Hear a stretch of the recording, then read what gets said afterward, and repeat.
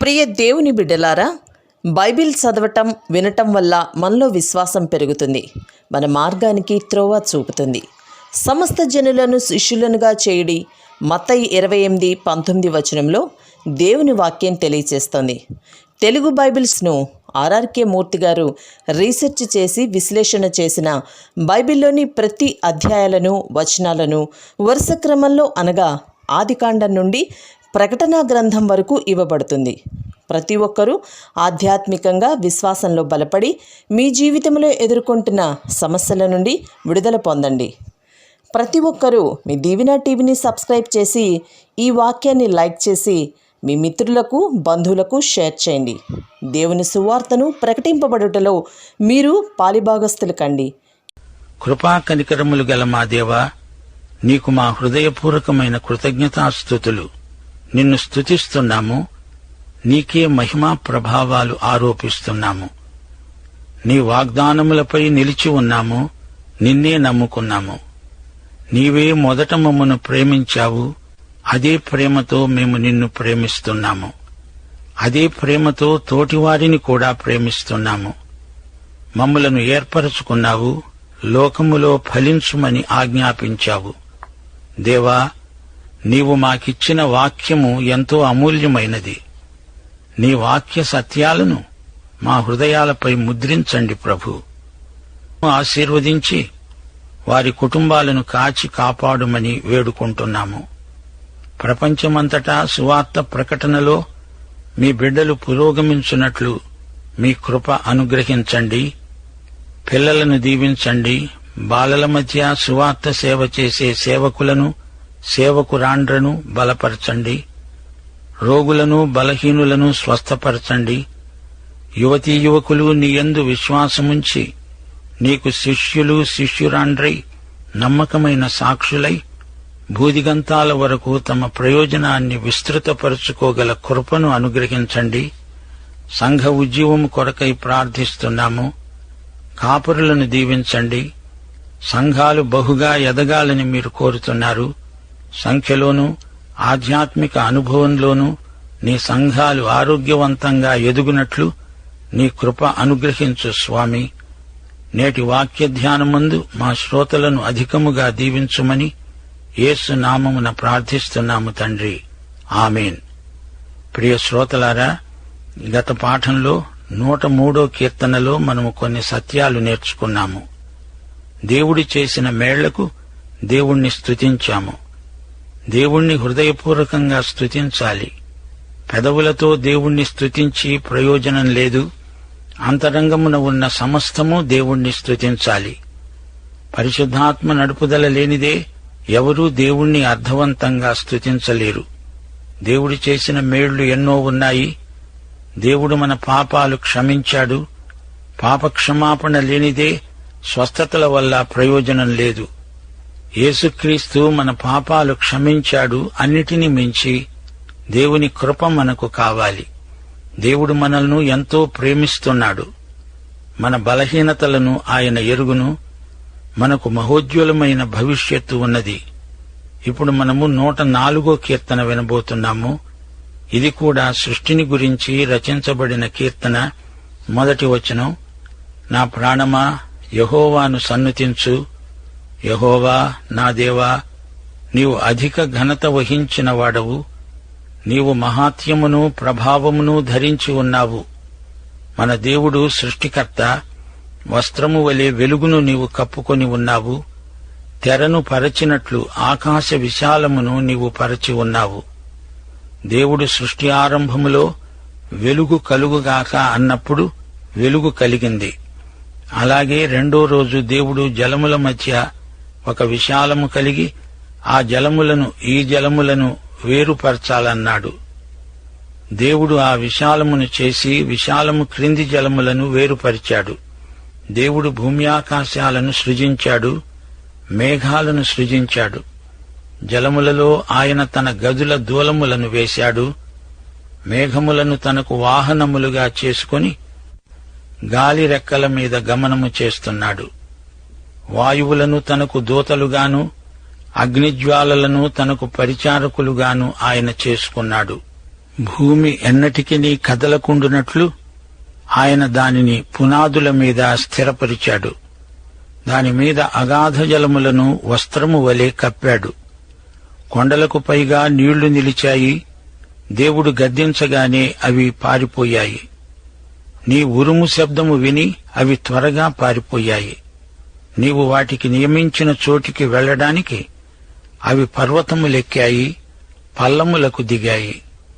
4వ రోజున సూర్యచంద్రులు కనిపించారు. కాలగమనాన్ని నిర్ణయించడానికి దేవుడు సూర్యచంద్రులను నియమించాడు. 19వ వచనం, ఋతువులను తెలపడానికి ఆయన చంద్రుణ్ణి నియమించాడు. సూర్యునికి తన అస్తమయ కాలం తెలుసు. 5వ రోజున దేవుడు జంతు సృష్టిని చేశాడు. 25, 26 వచనాలు. అదిగో విశాలమైన మహాసముద్రము, అందులో లెక్కలేని జలచరములు, దానిలో చిన్నవి పెద్దవి జీవరాశులున్నవి. అందులో ఓడలు నడుస్తున్నవి, దానిలో ఆటలాడడానికి నీవు నిర్మించిన మకరములున్నవి. ఇప్పుడు మనుష్యుని సంగతి ఏమిటి? 30వ వచనం, నీవు ఊపిరి విడువగా అవి సృజించబడతాయి, అట్లు నీవు భూతములను నూతనపరుస్తున్నావు. ఇప్పుడు దేవుడు మానవుణ్ణి భూమి మీద ఉంచుతున్నాడు. యెహోవా మహిమ నిత్యము ఉండునుగాక. యెహోవా తన క్రియలను చూచి ఆనందించునుగాక. మానవునికి ఈ భూమిని దేవుడు నివాసయోగ్యంగా చేశాడు. 32, 33 వచనాలు. ఆయన భూమిని చూడగా అది వణుకుతున్నది. ఆయన పర్వతాలను ముట్టగా అవి పొగరాజుతాయి. నా జీవితకాలమంతా నేను యెహోవాకు కీర్తనలు పాడుతాను. నేనున్నంతకాలము నా దేవుణ్ణి కీర్తిస్తాను. మానవుడు భూమిపై ఉన్నాడు. దేవుడతణ్ణి ఏదెను తోటలో ఉంచాడు. 34వ వచనం, ఆయనను గూర్చిన నా ధ్యానము ఆయనకు ఇంపుగా ఉండునుగాక. నేను యెహోవాయందు సంతోషిస్తాను. 35వ వచనం, పాపులు భూమి మీద నుండి లయమగుదురుగాక, భక్తిహీనులు ఇక ఉండకపోదురుగాక. నా ప్రాణమా యెహోవాను సన్నుతించు, యెహోవాను స్తుతించండి. ఇప్పుడు మనం 105, 106 కీర్తనలు వినబోతున్నాము. ఈ 2 కీర్తనలతో కీర్తనల సంఖ్యాకాండం ముగింపునకు వస్తుంది. 105వ కీర్తన చరిత్రను పునర్విమర్శ చేస్తుంది. అబ్రహాము నుండి మోషే వరకు దేవుడి చరిత్రలో ఏమి చేశాడో చెబుతుంది. 1 దినవృత్తాంతములు 16వ అధ్యాయం 8 నుండి 22వ వచనం వరకు జరిగిన చరిత్ర ఈ కీర్తనలో ఉంది. దావీదు మందసాన్ని యెరూషలేముకు తెచ్చాడు. ఈ సందర్భంలో దావీదు ఈ కీర్తన రాశాడు. యెహోవాకు కృతజ్ఞతాస్తుతులు సమర్పించండి, ఆయన నామమును ప్రకటన చేయండి. జనములలో ఆయన కార్యాలను తెలియచేయండి, ఆయనను గూర్చి పాడండి, ఆయనను కీర్తించండి. ఆయన ఆశ్చర్యకార్యములన్నిటిని గూర్చి సంభాషణ చేయండి. ఆయన పరిశుద్ధ నామమును బట్టి అతిశయించండి. యెహోవాను వెదకువారు హృదయమందు సంతోషించెదరుగాక. యెహోవాను వెదకండి, ఆయన సన్నిధిని నిత్యమూ వెదకండి. ఆయన దాసుడైన అబ్రాహాము వంశస్థులారా, ఆయన ఏర్పరచుకొనిన యాకోబు సంతతివారలారా, ఆయన చేసిన ఆశ్చర్య కార్యములను జ్ఞాపకం చేసుకోండి. గేయకారుడు వెనకటి చరిత్రను నెమరు వేసుకుంటున్నాడు. అబ్రహామీయ నిబంధనను తలపోసుకుంటున్నాడు. ఇస్సాకు, యాకోబులు అతనికి జ్ఞాపకం వచ్చారు.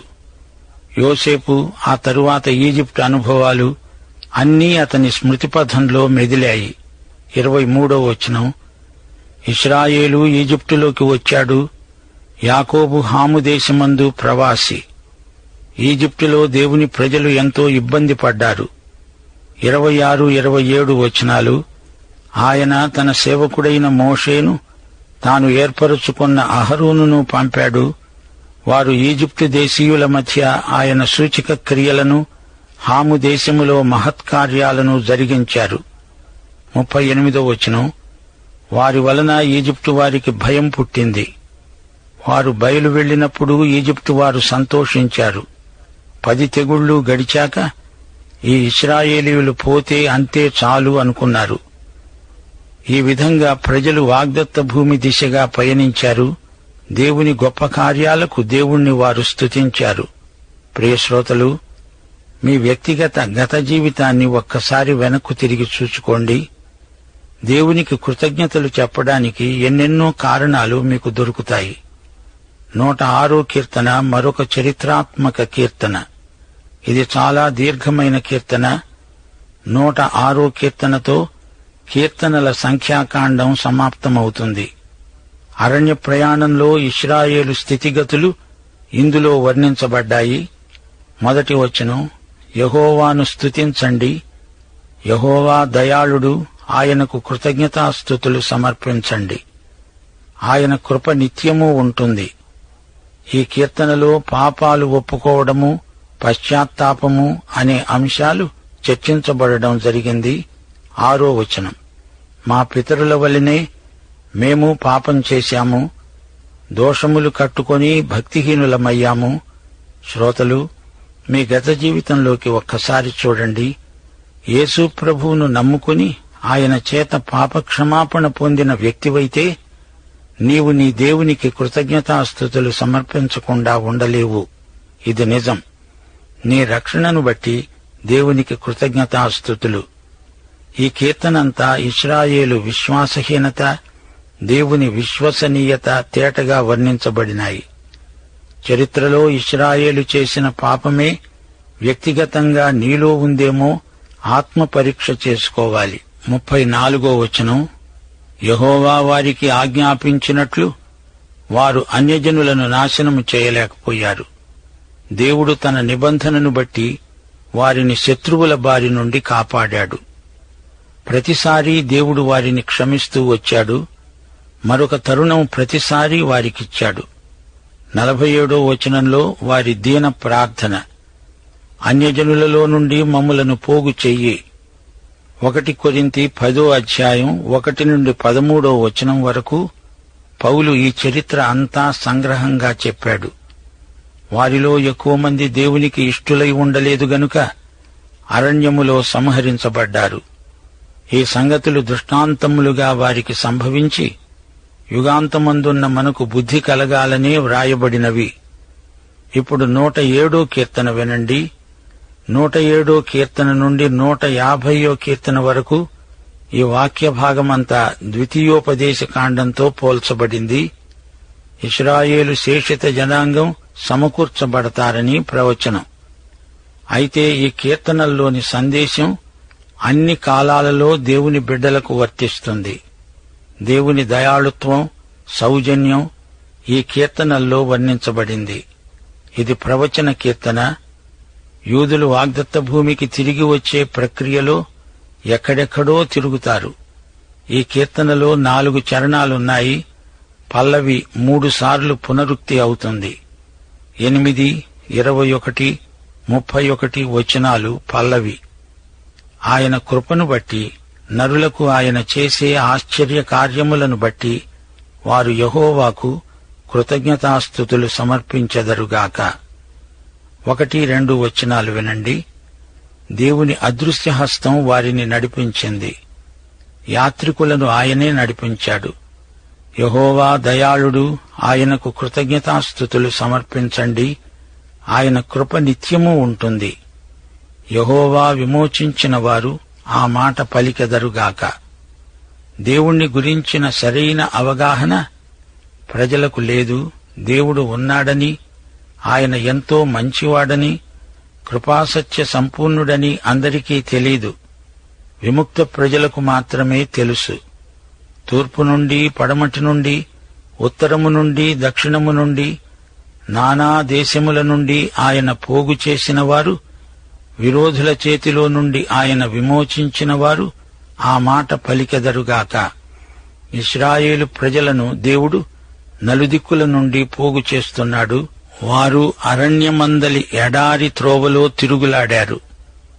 నివాసపురమేదీ వారికి దొరకలేదు. ఆకలి దప్పుల చేత వారి ప్రాణము వారిలో సొమ్మసిల్లింది. వారు కష్టకాలమందు యెహోవాకు మొర్రపెట్టారు. ఆయన వారి ఆపదలలో నుండి వారిని విడిపించాడు. వారొక నివాసపురము చేరునట్లు చక్కని త్రోవలో ఆయన వారిని నడిపించాడు. ద్వితీయోపదేశకాండం 28వ అధ్యాయం 64, 65 వచనాలు. దేశము యొక్క ఈ కొన మొదలుకొని ఆ కొన వరకు సమస్త జనములలోనికి యెహోవా మిమ్ములను చెదరగొడతాడు. అక్కడ మీరైనా మీ పితరులైనా ఎరుగని కొయ్యవి రాతివి అయిన అన్య దేవతలను పూజిస్తావు. ఆ జనములలో నీకు నెమ్మది కలుగదు, నీ అరికాలికి విశ్రాంతి కలుగదు. అక్కడ యెహోవా హృదయకంపము, నేత్రక్షీణము, మనోవేదన నీకు కలుగజేస్తాడు. దేవుడు తన ప్రజలను ఏ విధంగా క్రమశిక్షణలో పెట్టి దండిస్తాడో గమనించండి. ఇది మనకు కూడా వర్తిస్తుంది. దేవుడు క్షమిస్తాడు, బందీలను విడుదల చేస్తాడు. ఆశగల ప్రాణాన్ని తృప్తిపరిచే దేవుడు, ఆకలిగొన్న వారి ప్రాణాన్ని మేలుతో నింపే దేవుడు. అయితే ఆయన ఆజ్ఞకు లోబడక సర్వోన్నతుని తృణీకరించినందున బాధ చేత, ఇనుప కట్ల చేత బంధింపబడిన వారై చీకటిలో మరణాంధకారములో నివాసము చేసే వారి హృదయాన్ని ఆయన ఆయాసము చేత కృంగచేశాడు. 14 నుండి 16 వచనం వరకు. వారు పశ్చాత్తప్తులైనప్పుడు ఆయన వారి కట్లను తెంపివేసి చీకటిలో నుండి మరణాంధకారములో నుండి వారిని రప్పించాడు. ఆయన కృపను బట్టి, నరులకు ఆయన చేసే ఆశ్చర్య కార్యములను బట్టి వారు యెహోవాకు కృతజ్ఞతాస్తుతులు సమర్పించెదరుగాక. ఆయన ఇత్తడి తలుపులను పగులగొట్టాడు, ఇనప గడియలను విరగ్గొట్టాడు. ఆయన పేతురును, పౌలు శీలలను చెరసాల నుండి విడుదల చేశాడు. దేవుడు అందరినీ క్షమించాడు. గాని కొందరు ఆ క్షమాపణను అంగీకరించలేదు. అందుకే వారింకా చెరసాల నిర్బంధంలోనే ఉన్నారు. సోదరా, సోదరి, నీవు పాపము నుండి విడుదల పొందావా లేదా? ఇశ్రాయేలీయులను దేవుడు సమకూరుస్తాడు అనే ప్రవచనం ఇందులో ఉంది. 21వ వచనం. దేవుడు కాపాడతాడు, వారి సమస్యలు మటుమాయమైపోతాయి. ఇదే ఈ పాటకు పల్లవి. ఆయన కృపను బట్టి, నరులకు ఆయన చేసే ఆశ్చర్య కార్యాలను బట్టి వారు యెహోవాకు కృతజ్ఞతాస్తుతులు చెల్లించెదరుగాక. 22వ వచనం. వారు కృతజ్ఞతాస్తుతులు చెల్లించారు, ఉత్సాహధ్వనితో ఆయన కార్యములను ప్రకటించారు. ఆయన కాపుదల కొరకు, ఆయన మన సమస్యలన్నిటినీ పరిష్కరించినందుకు ఆయనకు మనమెంతో కృతజ్ఞులం. హెబ్రీ పత్రిక 13వ అధ్యాయం 12, 13 వచనాలు. యేసు తన స్వరక్తము చేత ప్రజలను పరిశుద్ధపరిచేందుకు గవిని వెలుపట శ్రమ పొందాడు. కాబట్టి మనమాయన నిందను భరిస్తూ శిబిరము వెలుపలికి ఆయన వద్దకు వెళ్ళుదాము. 107వ కీర్తన 23, 24 వచనాలు. ఓడలెక్కి సముద్ర ప్రయాణము చేసేవారు, మహాజలముల మీద సంచరిస్తూ వ్యాపారము చేసేవారు యెహోవా కార్యములను, సముద్రములలో ఆయన చేసే అద్భుతాలను చూచారు. సముద్ర ప్రయాణం ప్రమాదకరం. ప్రభువే వారిని కాపాడతాడు. దేవుడు శక్తిమంతుడు. ఆయన తన ప్రజలను సంతోషపెడతాడు, తృప్తిపరుస్తాడు. 31వ వచనం. ఈ కీర్తనలోని చివరి చరణం ఆయన కృప, ఆయన ఆశ్చర్య కార్యాలు. ప్రియ శ్రోతలు, ఈ కీర్తనలో ఇశ్రాయేలు ప్రజల అనుభవాలు పలు రీతులుగా చిత్రించబడ్డాయి. దేవుణ్ణి స్తుతించాలి. స్తుతిలో శక్తి ఉంది. 1, వీరు ప్రయాణికులు. అరణ్యంలో వీరికి దేవుడు అన్ని సదుపాయాలు చేశాడు. 2, వీరు బందీలు. దేవుడు వారిని విడిపించాడు. 3, వీరు శ్రమబాధితులు. రోగాలు, నొప్పులు, బాధలు కొని తెచ్చుకున్నారు. దేవుడు వారిని స్వస్థపరిచాడు. 4, వారు నావికులు, సముద్ర ప్రయాణికులు. దేవుడు వారిని సముద్ర జలముల బెడద నుండి తప్పించి కాపాడాడు. 5, వారు రైతులు. సస్యఫల సమృద్ధి దయచేశాడు. 33వ వచనం. వీటన్నిటి కోసం వారు దేవుణ్ణి స్తుతించాలి. మరి సోదరుడా, సోదరి, నీవో దేవునికి సర్వకాల సర్వావస్థల్లో కృతజ్ఞతాస్తుతులు సమర్పిస్తున్నావా? ముగింపులో ఒక్క మాట. ఎజ్రా, నెహెమ్యాల కాలంలో ఇశ్రాయేలీయులు బబులోను చెర నుండి తిరిగి వచ్చిన తరువాత ఈ కీర్తన రాయబడి ఉండవచ్చు అని కొందరి అభిప్రాయం. ఏది ఏమైనా ఈ కీర్తనలోని ముఖ్యాంశాన్ని మరిచిపోకండి. దేవుడు మంచివాడు, సమస్తమైన కృతజ్ఞతలకు స్తుతులకు తగినవాడు. తన మహాసౌజన్యంతో తన ప్రజలను శ్రద్ధగా చూస్తూ ప్రార్థనలకు జవాబిచ్చే దేవుడు. ఆయనను స్తుతించండి, మహిమపరచండి. ఈ కీర్తనను పూర్తిగా మననం చేయండి, చదవండి. ఆత్మలకిది దివ్యౌషధం. పాఠం సమాప్తం.